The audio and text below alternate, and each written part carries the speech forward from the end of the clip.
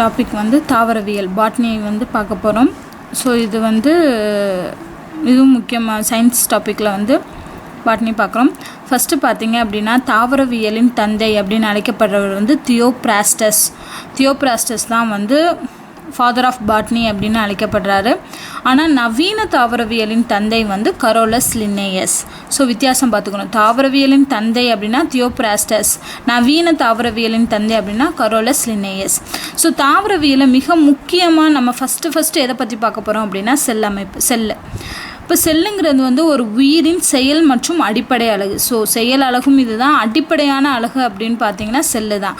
இதை கண்டுபிடிச்சு பேரிட்டவர் வந்து ராபர்ட் ஹூக். ஸோ அதனால தான் வந்து இவரை செல்லியலின் தந்தை அப்படின்னு அழைக்கிறோம்.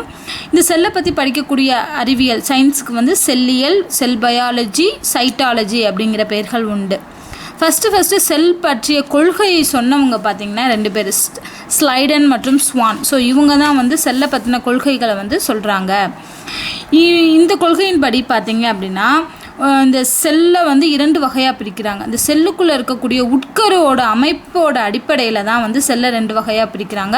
அது வந்து ப்ரோகேரியாட்டிக் செல், யூகேரியாட்டிக் செல் அப்படின்னு.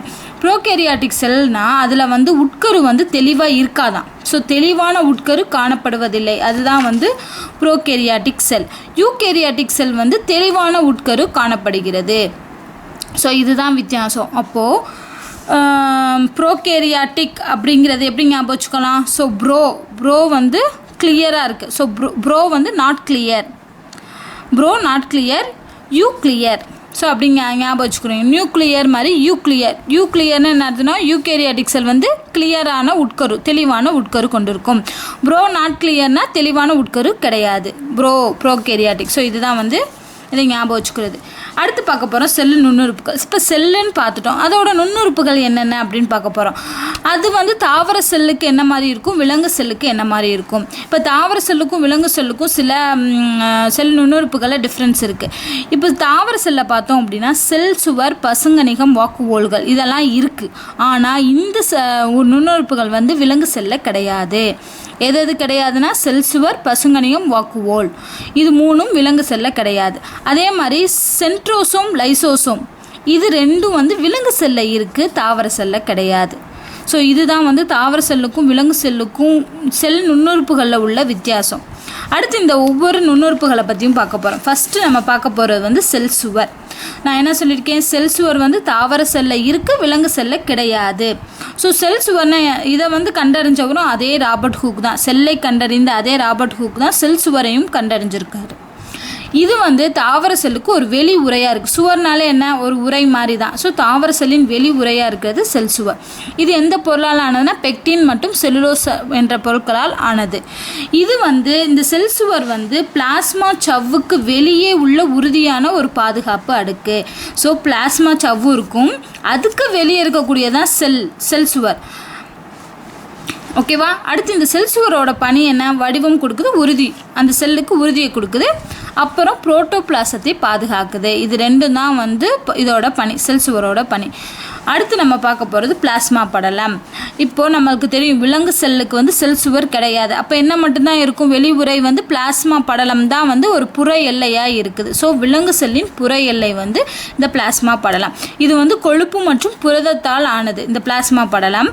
இதை வந்து தேர்வு கடத்தி சவ்வு அல்லது அரை கடத்தி சவ்வுன்னு சொல்கிறாங்க.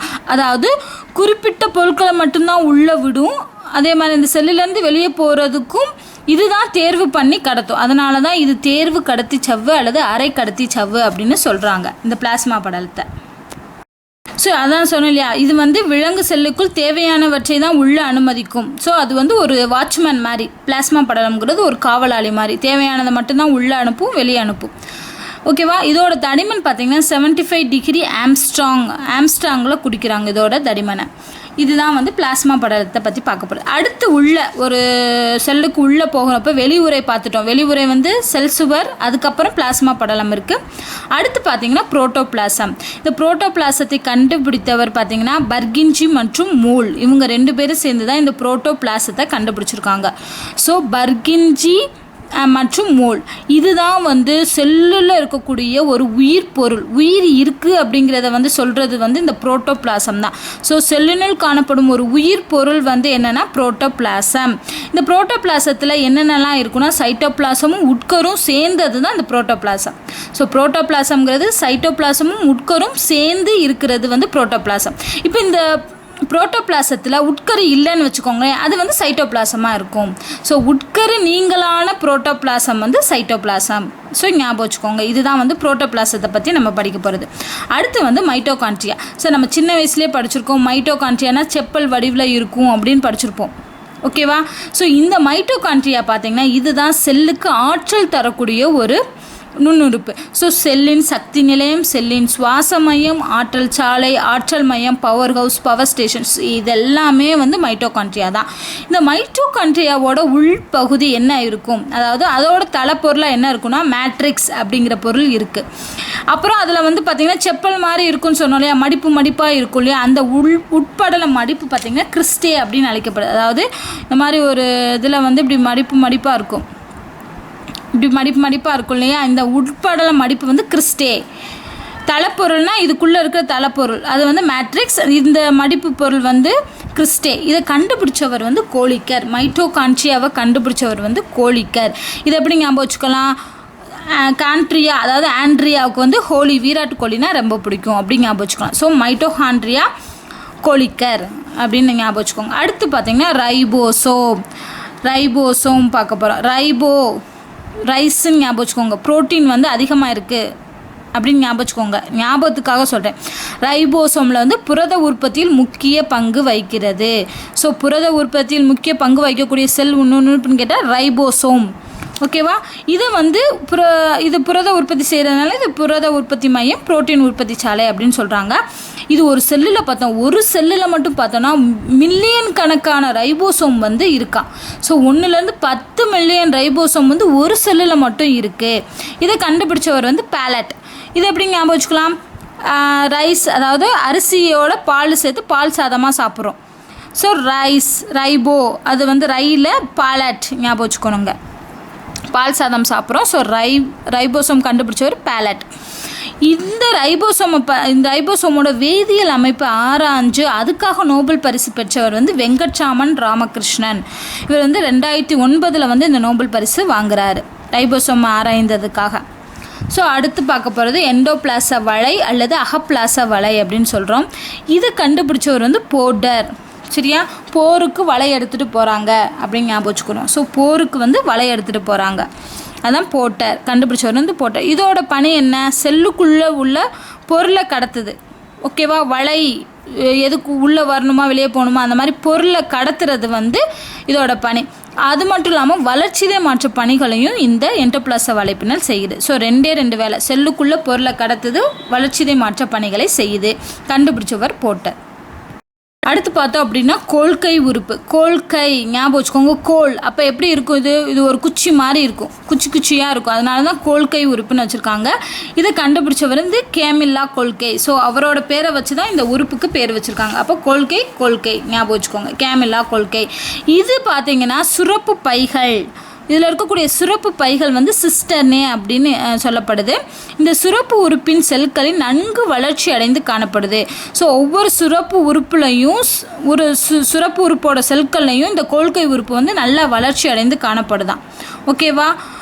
தாவர செல்லில் கோல்கை உறுப்பு வந்து டிக்டியோசோம்கள் அப்படின்னு அழைக்கப்படுது. இது வந்து இந்த கோல்கை உறுப்பு பார்த்திங்கன்னா 2லேயுமே இருக்குது, விலங்கு செல்லையும் இருக்குது, தாவர செல்லையும் இருக்குது. ஆனால் தாவர செல்லில் இருக்கக்கூடிய கோல்கை உறுப்பை வந்து டிக்டியோசோம் அப்படின்னு சொல்கிறோம். கோலை வச்சு டிக்குன்னு அடிக்கிறாங்கன்னு ஞாபகம் வச்சுக்கோங்க. ஸோ கோலை வச்சு தாவரத்தை டிக்குன்னு அடிக்கிறோம். ஓகேவா? தாவர செல்லில் இருக்க கோல்கை உறுப்பு வந்து டிக்டியோசோம்கள் அப்படின்னு அழைக்கப்படுது. இதுதான் வந்து கொள்கை உறுப்பு பார்க்க போகிறோம். அடுத்து சென்ட்ரோசோம் ஞாபகம் வச்சுக்கோங்க. இந்த சென்ட்ரோசோமோ லைசோசோமோ விலங்கு செல்லில் மட்டும்தான் காணப்படுகிறது. ஓகேவா? தாவர செல்லில் இது கிடையாது. சென்ட்ரோசோம் பார்த்தீங்கன்னா சென்ட்ரோசோமில் 2 சென்ட்ரியோல்கள் இருக்குமா. சென்ட்ரோசோமில் 2 சென்ட்ரியோல்கள் இருக்கும். அந்த சென்ட்ரோசோமில் காணப்படும் ஒரு ஜோடி சிறிய உள்ளீடற்ற துகள் வந்து சென்ட்ரியோல் எனப்படுகிறது. நம்ம சொன்னோம் இல்லையா, இந்த சென்ட்ரோசோமில் காணப்படுகிற ஒரு ஜோடி, அதுதான் 2 சிறிய உள்ளீடற்ற துகள் தான் வந்து சென்ட்ரியோல் எனப்படுகிறது. இந்த சென்ட்ரியோலை பற்றி சொன்னவர் யாருன்னா சென்னிகை மற்றும் லூக்கஸ் செக் சென்செக் அப்படின்னு ஞாபகம் வச்சுக்கோங்க. சென்ட்ரியோல் சென்செக். ஸோ சென்னிகை லூக்கஸ் செக் அப்படிங்கிறவர் தான் வந்து இதை பற்றி விளக்கமாக சொல்லியிருக்காரு. இது பார்த்தீங்க அப்படின்னா மைட்டாசிஸ் மற்றும் மியாசிஸ் செல் பிரிதியில் நேரடியாக பங்கு பெறக்கூடியதான் இந்த சென்ட்ரோசோம். ஸோ சென்ட்ரோசோம்னா ஞாபகம் வர்றது சென்ட்ரியோல். ஓகேவா, அதை ஞாபகம் வச்சுக்கணும். அடுத்து வந்து லைசோசோம். லைசோசோம் இது எதுலேருந்து உருவாகுதுன்னா நம்ம முன்னாடி பார்த்தோம் இல்லையா கோல்கை உறுப்பு, இந்த கோல்கை உறுப்புலேருந்து உருவாகக்கூடியதான் லைசோசோம். ஓகேவா, இது வந்து செல்லின் தற்கொலை பைகள் அப்படின்னு அழைக்கப்படுது. ஸோ லைசோசோம் லைட்டாக இருக்கிறது என்ன, பை வந்து எப்பயுமே வந்து கேரி பேக் வந்து ரொம்ப லைட்டாக இருக்கும், பை வந்து லைட்டாக இருக்கும். ஸோ தற்கொலை பைகள்னால் லைசோசோம். ரைபோசோம் வித்தியாசம், லைசோசோம் வித்தியாசம் இருக்கும், டிஃப்ரென்ஸ் பார்த்துக்கணும். ரைபோனா ரைஸ், ஸோ ப்ரோட்டீன், ஸோ புரத உற்பத்தியில் பங்கு பெறுது. அதை கண்டுபிடிச்சவர் யார், பேலட். ஏன்னா ரைஸ் வந்து பால், ஸோ பாலட், அது டிஃப்ரென்ஸ். லைசோசோம் லைட்டாக இருக்கிறது வந்து தற்கொலை பை, பேக் தான் வந்து லைட்டாக இருக்கும், ஸோ செல்லின் தற்கொலை பைகள், டிஃப்ரென்ஸ் பார்த்துக்கணும். இது வந்து கோல்கை உறுப்பிலிருந்து தோன்றுது. இதை கண்டுபிடிச்சவர் வந்து கிறிஸ்டியன் டுவே. ஓகேவா, கிறிஸ்டியன் டுவே அப்படிங்கிறவர் வந்து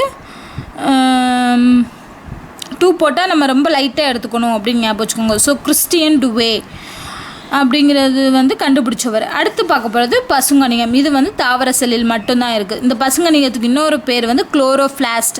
ஸோ இந்த பசுங்கணிகம் இருக்கிறதுனால தான் தாவரங்கள் வந்து சூரிய ஒளியை பயன்படுத்தி ஒளிச்சேர்க்கை செய்து தனக்கு தேவையான ஆற்றலை பெறுது.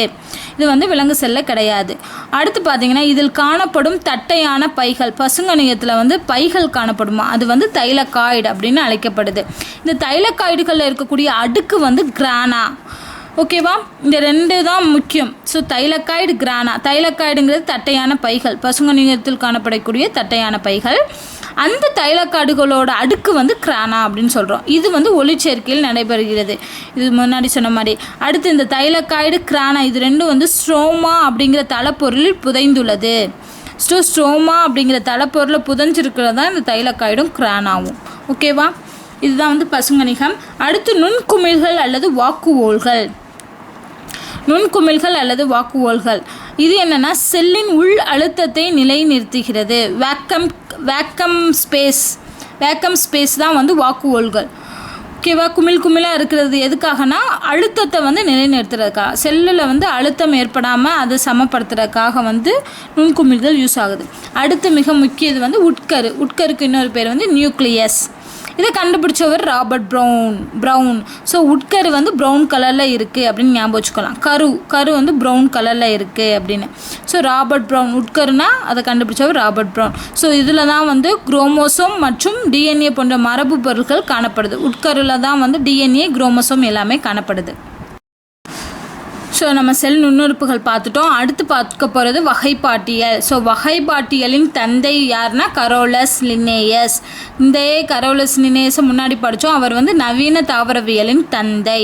ஸோ நவீன தாவரவியலின் தந்தையும் வகைப்பாட்டியலின் தந்தையும் வந்து கரோலஸ் லின்னேயஸ் தான். இவர் ஸ்வீடன் நாட்டை சார்ந்தவர். இவர் இந்த வகைப்பாட்டியலை உருவாக்குனார் இல்லையா, இதோட அடிப்படை அழகு என்னென்னா சிற்றினம். ஓகேவா, சிற்றினம் தான் இதோட அடிப்படை அழகு. இதில் வகைப்பாட்டியலில் பார்த்தீங்கன்னா வகைப்பாட்டியலின் அடிப்படை அழகு வந்து சிற்றினம். ஸோ சிற்றினம்ங்கிற சொல்லை வரையறுத்தவர் ஒரு ஜான் அப்படின்னா அது வந்து சின்ன அளவு. ஸோ சிற்றினம் சின்ன அளவு தான் வந்து ஜான். ஸோ சிற்றினம் என்ற சொல்லி வரையறுத்தவர் ஜான் ரே அப்படின்னு ஞாபகம் வச்சுக்கலாம். அடுத்து வகைப்பாட்டியலில் உள்ள ஒவ்வொரு அழகும் வந்து குழுமம் அப்படின்னு சொல்கிறோம். ஒவ்வொரு அழகையும் வந்து குழுமம் அப்படின்னு சொல்கிறோம். அதாவது டாக்ஸான், குழுமம்னா டாக்ஸான் அப்படின்னு சொல்கிறாங்க. இந்த வகைப்பாட்டியல் அப்படிங்கிற வார்த்தையை அறிமுகப்படுத்தியவர் வந்து அகஸ்டியன் பரமாஸ்டே கண்டோல் அப்படிங்கிறவர் வந்து வார்த்தையை அறிமுகப்படுத்தினார்.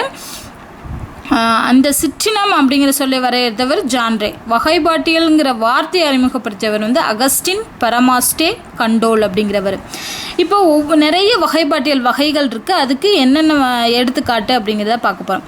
இயற்கை வகைப்பாடு யாருடைய வகைப்பாடுனா பெந்தம் ஹூக்கர் வகைப்பாடு. ஸோ ஒரு பந்தம் எப்படி உருவாகும், இயற்கையாக தான் உருவாகும். ஒரு வீட்டில் பந்தம் எப்படி உருவாகும்னா இயற்கையாக உருவாகும். ஸோ இயற்கை வகைப்பாடு வந்து பெந்தம் ஹூக்கர் வகைப்பாடு. செயற்கை வகைப்பாடு வந்து கரோலஸ் லினேயஸ் வகைப்பாடு. அடுத்து பரிணாம அடிப்படையிலான வகைப்பாடு வந்து எங்லர் பிரண்டல் வகைப்பாடு. ஸோ பரிணாமம் எப்படி வரும்? இளம் வயசில் இருந்து தான் வந்து கொஞ்சம் கொஞ்சமாக பரிணாமம் வளர்ச்சி அடைவோம். ஸோ ஏஜில் இருந்து தான் வந்து பரிணாமம் வரும். அப்போ பரிணாம அடிப்படையில் வகைப்பாடு வந்து எங்லர் ஃப்ரெண்டல் வகைப்பாடு. அண்மை கால வகைப்பாடு வந்து ஆர்த்தர் கிராங்க்விஸ்ட் வகைப்பாடு அப்படின்னு சொல்லப்படுகிறது. அண்மை கால வகைப்பாடு வந்து ஆர்த்தர் கிராங்க்விஸ்ட் வகைப்பாடு அப்படின்னு. அடுத்து இந்த கரோலஸ் லினேயஸ் வகைப்பாடு என்ன சொன்னோம்? செயற்கை வகைப்பாடு. அந்த வகைப்பாடை வந்து இன்னொரு பேர் வந்து பாலின பெருக்க முறை வகைப்பாடு அப்படின்னு சொல்கிறோம். ஸோ பாலின பெருக்க முறை வகைப்பாடு. அடுத்து வந்து இரண்டுலக வகைப்பாட்டு முறையை கூறியவர் வந்து கரோலஸ் லினேயஸ். சரியா? இரண்டுலக வகைப்பாட்டு முறையை கூறியவர் கரோலஸ் லினேயர். அதே ஐந்துலக வகைப்பாட்டு முறையை கூறியவர் வந்து RH Whittaker. Take care. So 5 நாள் டேக் கேர் பண்ணிக்கணும் அப்படின்னு ஞாபகம் வச்சுக்கோங்க. ஸோ ஐந்துலக வகைப்பாடுனா ஆர்ஹெச் விட்டேக்கர். இரண்டுலக வகைப்பாடு அப்படின்னா வந்து கரோலஸ் லினேயஸ்.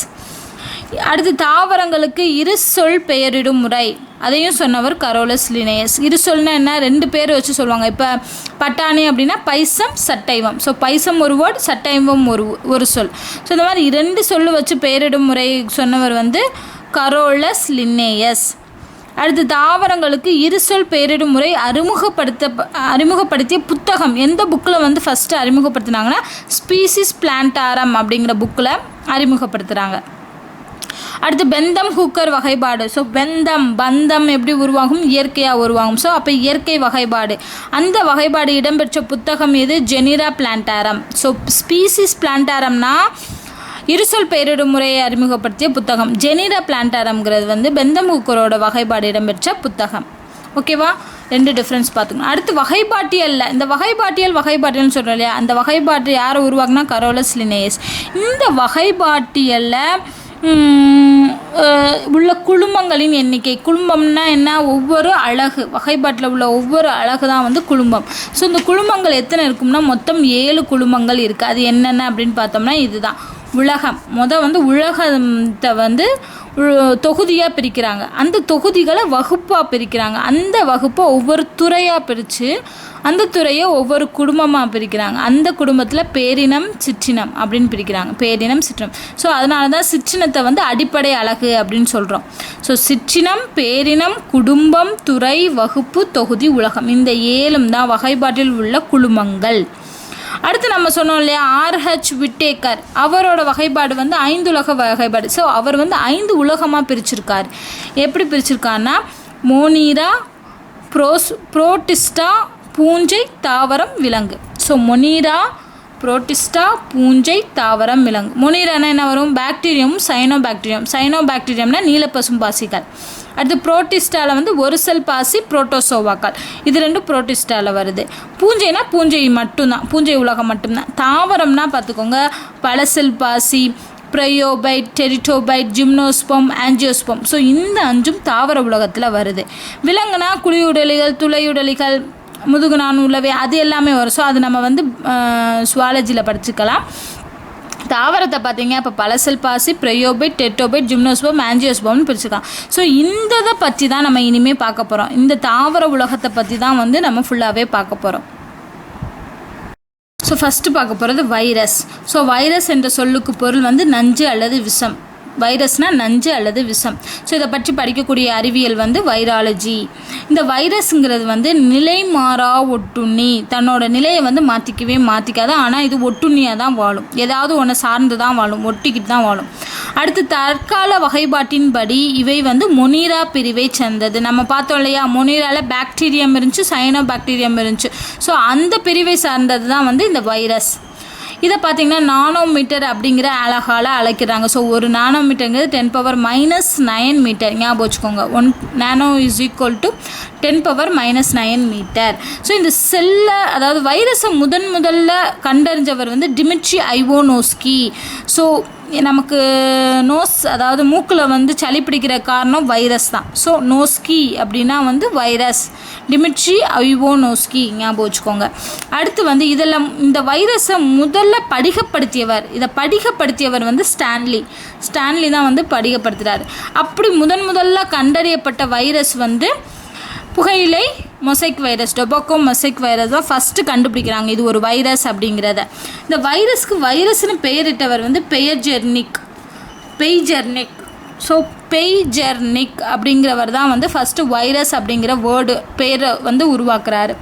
இப்போ பார்த்தீங்கன்னா தாவரத்தில் இருக்கக்கூடிய மிகச்சிறிய தாவர வைரஸ் வந்து சேட்டிலைட் வைரஸ். இப்போ நம்ம தமிழ்நாட்டிலேருந்து ஒருத்தர் வந்து சேட்டிலைட் கண்டுபிடிச்சிருக்காங்க, மிக சிறிய சேட்டிலைட். ஸோ அதை ஞாபகம் வச்சுக்கோங்க. ஸோ மிக சிறிய தாவர வைரஸ் வந்து சேட்டிலைட் வைரஸ். மிகப்பெரிய தாவர வைரஸ் வந்து உருளைக்கிழங்கு சைஸ் ஞாபகம் வச்சுக்கோங்க. ஸோ அது வந்து பெருசு தான். உருளைக்கிழங்கு வைரஸ் தான் வந்து மிகப்பெரிய தாவர வைரஸாக கருதப்படுது. இந்த வைரஸோட அளவு வந்து நேனோமீட்டரில் சொன்னோம் இல்லையா, இது எவ்வளோ அளவு இருக்குன்னா 20 நானோமீட்டர் = 20 நானோமீட்டர்லேருந்து 300 நானோமீட்டர் வரைக்கும் இதோட அளவு இருக்கும். இந்த வைரஸை சுற்றி வந்து ஒரு புரத உரை இருக்குது, அதுக்கு பேர் கேப்சிட். ஸோ கேப் மாதிரி சுற்றி இருக்கும். ஓகேவா? ஸோ வைரஸை சுற்றி காணப்படக்கூடிய புரத உரை வந்து கேப்சிட். நோய் உண்டாக்கும் திறனுடைய ஒரு முழுமையான வைரஸ் அப்படின்னு சொல்லக்கூடியது வந்து வீரியான் அப்படின்னு சொல்கிறாங்க. ஓகேவா? வீரியான்ங்கிறது என்னென்னா நோய் உண்டாக்கும் திறனுடைய முழுமையான வைரஸ். இப்போ வைரஸ் நம்ம உடம்புல புகுந்துருச்சு, அதை எதிர்த்து நம்ம உடலில் அந்த வைரஸ் தாக்குதலை எதிர்த்து நம்ம உடலில் தோணக்கூடிய எதிர்ப்பு பொருள் தான் வந்து இன்டர்ஃபெரான். இது வந்து இயற்கையாகவே நம்ம உடம்புல உருவாகக்கூடிய ஒரு எதிர்ப்பு பொருள். வைரஸ் தாக்குதலேருந்து எதிர்ப்பு தெரிவிக்கக்கூடிய ஒரு பொருள் தான் வந்து இன்டர்ஃபெரான் அப்படிங்கிறது. இப்போ வந்து பார்த்தீங்க அப்படின்னா தாவரத்தை தாக்குது வைரஸ். அதே மாதிரி பாக்டீரியாக்களை கூட தாக்கக்கூடிய வைரஸ் இருக்குது, அதுதான் வந்து பாக்டீரியா பேஜ். ஸோ பாக்டீரியாவை தாக்கும் வைரஸ் தான் வந்து பாக்டீரியா பேஜ். இந்த T4 பாக்டீரியா பேஜோட வடிவம் வந்து தலைப்பு ரெட்டை வடிவம். இதெல்லாம் நம்ம சின்ன வயசுலேயே படிச்சிருப்போம். ஸோ ரீகால் பண்ணிக்கோங்க. T4 பாக்டீரியா பேஜின் வடிவம் வந்து தலைப்பு ரெட்டை வடிவம். இந்த பாக்டீரியா பேஜ் அதை கண்டுபிடிச்ச வந்து வாட். ஓகேவா? ஸோ வாட் அப்படிங்கிறவர் தான் வந்து பாக்டீரியா பேஜை கண்டுபிடிச்சாரு. அந்த பாக்டீரியா பேஜின் பெயரிட்ட வந்து டி ஹெரல்லே வந்து பாக்டீரியா பேஜ் அப்படின்னு பெயரிட்டிருக்காரு. ஸோ எய்ட்ஸ் நோய் வந்து வைரஸால் தான் உண்டாகுது. அந்த எய்ட்ஸ் நோயை உண்டாக்கக்கூடிய வைரஸ் வந்து HIV வைரஸ். இந்த HIV வைரஸை கண்டறிஞ்சவர் ராபர்ட் கேலோ வந்து HIV வைரஸை கண்டுபிடிச்சிருக்காரு. இந்த HIV வைரஸ் வந்து RNA வைரஸ் அப்படின்னு அழைக்கப்படுது. இதன் அடைவு காலம் பார்த்திங்கன்னா 6 மாதத்துலேருந்து 7 வருஷம் வரைக்கும் இருக்குமா. ஸோ இந்த வைரஸோட அடைவு காலம் வந்து 6 monthsலேருந்து 7 years வரைக்கும் இருக்கும். அது மட்டும் இல்லாமல் பெரியம்மை நோய்க்கு தடுப்பூசி கண்டுபிடிச்சவர், பெரியம்மைங்கிறது வந்து தட்டம்மைன்னு சொல்லுவாங்க, அந்த நோய்க்கு தடுப்பூசி கண்டுபிடிச்சவர் வந்து எட்வர்ட் ஜென்னர். இந்த பெரியம்மையும் வைரஸால் தான் உருவாகுது. தடுப்பூசி கண்டவர் வந்து எட்வர்ட் ஜென்னர். அடுத்து வந்து எய்ட்ஸ் பார்த்தோம் இல்லையா, HIV வைரஸால் உருவாகுது. HIV வைரஸ்ங்கிறது ஒரு RNA வைரஸ். அதை HIV வைரஸை கண்டுபிடிச்சவர் ராபர்ட் கேலோ. ஸோ ஞாபகப்படுத்திக்கோங்க. இந்த எய்ட்ஸ் வந்திருக்கு அப்படிங்கிறத கண்டறியக்கூடிய சோதனை வந்து எலிசா, ஆனால் அதை உறுதிப்படுத்தக்கூடிய சோதனை வந்து வெஸ்டர்ன் பிளாட். ஸோ ரெண்டுக்கும் வித்தியாசம் பார்க்கணும். கண்டறியறதுக்கு எலிசா அப்படின்னு. ஸோ நம்ம எப்பயுமே வந்து எலியை தான் வந்து சோதனைக்கு உட்படுத்தி கண்டறிவாங்க எதையுமே. ஸோ எலி அப்படின்னு ஞாபகம் வச்சுக்கோங்க. எலிசா கண்டறிகிறது. உறுதிப்படுத்துறது வந்து வெஸ்டர்ன் பிளாட் அப்படிங்கிறத வந்து உறுதிப்படுத்துகிறாங்க. அடுத்து ரேபிஸ். இந்த ரேபிஸான வெறிநாய்க்கடி நோயும் வைரஸால் தான் பரவுது. அந்த நோய்க்கு தடுப்பூசி கண்டறிந்த வந்து லூயி பாஸ்டர். ஸோ பாஸ்டர்னு திட்டுவோம் இல்லையா, நாயை வந்து பாஸ்டர் அப்படின்னு திட்டுறோன்னு ஞாபகம் வச்சுக்கோங்க. ஸோ வெறிநாய்க்கடிக்கு தடுப்பூசி கண்டறிந்தவர் வந்து லூயி பாஸ்டர். வந்து தாவரங்களையும் நோய் உண்டாக்குது, விலங்குகளில் நோய் உண்டாக்குது, மனிதர்களையும் நோய் உண்டாக்குது. ஸோ அப்படி என்னென்ன நோயெல்லாம் ஒவ்வொரு இதுலையும் உண்டாக்குதுங்கிறத பார்க்க போகிறோம். ஸோ தாவர வைரஸ் நோய்கள் பார்த்தோம் அப்படின்னா ஃபஸ்ட்டு புகையிலையில் வந்து புகையிலை மொசைக் நோய். ஓகேவா? TME அதை உருவாக்குது. தக்காளியில் வந்து புள்ளி அழுகல் நோயை உருவாக்குது. அடுத்து வாழையில் வந்து உச்சிக்கொத்து நோய், உருளையில் வந்து இலைச்சுருள் நோய், பீட்ரூட்டில் மஞ்சள் நோய். இது எல்லாமே தாவரங்களை வைரஸால் ஏற்படக்கூடிய நோய். புகையிலை மொசைக் நோய், தக்காளி புள்ளி அழுகல், வாழை உச்சிக்கொத்து, உருளை வந்து இலைச்சுருள், பீட்ரூட் வந்து மஞ்சள் நோய். அடுத்து விலங்கு நோய்கள் அப்படின்னு பார்த்தோம்னா கோழியில் வந்து அம்மை நோயை உருவாக்கும். வைரஸ் வந்து உருவாக்குது. கால்நடையில் வந்து வாய் காலடி நோய், பசு அம்மை நோய், ஞாபகம் வச்சுக்கோங்க, அம்மைனாலே அது வந்து வைரஸ்னால் உருவாகக்கூடியது தான். ஸோ இது விலங்குகளில் பார்த்திங்கன்னா அம்மை நோயை உருவாக்குது, வாய் காலடி நோய் அப்படிங்கிறது உருவாக்குது. அடுத்து மனிதனில் பார்த்திங்கன்னா நிறைய நோய்களை உருவாக்குது. HIV எய்ட்ஸை உருவாக்குது. அப்புறம் மூளைக்காய்ச்சலை வந்து ஜப்பானிய என்செபலாலிட்டிஸ் அப்படின்னு சொல்கிறாங்க. என்செபலாலிட்டிஸ் அப்படிங்கிறது வந்து மூளைக்காய்ச்சல். ஜப்பானியர்களுக்கு வந்து அவங்க வந்து மூளை நிறையா இருக்குதுன்னு ஞாபகம் வச்சுக்கோங்க. ஸோ ஜப்பானிய மூளைக்காய்ச்சலோட இன்னொரு பேர் வந்து ஜப்பானிய என்செபலாலிட்டிஸ். இதுக்கான வைரஸ் வந்து BR4 virus. So BR4 virus தான் வந்து மூளைக்காய்ச்சலை மனிதனில் உருவாக்கக்கூடிய வைரஸ். டெங்கு காய்ச்சல் வந்து பிளேவி வைரஸ் வந்து டெங்கு காய்ச்சல். சாதாரண சளி தடுமன் வந்து ரினோ வைரஸ். ஓகேவா? ஸோ சளி தடுமனுக்கு காரணம் வந்து வைரஸ் தான், அதுக்கு காரணமான வைரஸ் ரினோ வைரஸ். அப்புறம் வேறு என்ன நோய்னா போலியோ நோய், மஞ்சள் காமாலை, அம்மை நோய்கள், பொண்ணுக்கு வீங்கி, சிக்குன்குனியா, பறவை காய்ச்சல், சார்ஸ், பன்றி காய்ச்சல், ஹெப்படைட்டிஸ், இது எல்லாமே வந்து மனிதர்களுக்கு வைரஸால் உண்டாகக்கூடிய நோய். ஸோ இது வரைக்கும் பார்த்தோம் அப்படின்னா வைரஸ் டாபிக் முடிஞ்சு.